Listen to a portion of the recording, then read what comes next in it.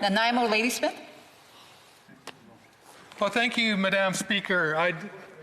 I appreciate the speech of the honourable member, and I echo his concerns about the speech from the throne and the lack of targets established for climate change in the speech from the throne. We need definitive targets.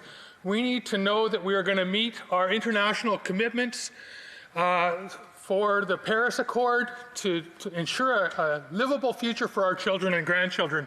And my question to the honourable member would be, would he support a ban on fracking, gas fracking in Canada? It's one of the most destructive practices in terms of destroying our climate, releasing methane emissions into the atmosphere, 85 times more potent than CO2. Would the honourable member support a ban on fracking in Canada? The honourable member for Burnaby South. Thank you very much, Madam Speaker. We know that the climate crisis is the crisis, one of the major crises of our generation, and we can look to immediate impacts.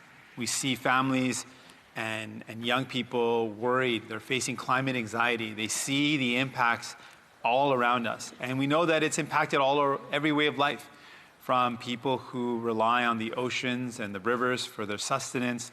Farmers are feeling the impact. Everyday families are feeling the impact. And we know that we have to do everything possible so that we can look young people in their eyes and say, we were there for them and we fought for them.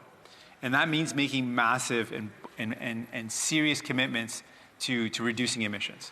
And that's why we laid out our vision. To do that, we can't just set targets unless there's some accountability. So we push for some accountability so the young people know that we're there fighting for them. And that means making sure we make the right investments in a future where we reduce our emissions and create jobs that help us fight the climate crisis. We can move forward. We have to have the commitment to do so. Comments? The honourable member for Hamilton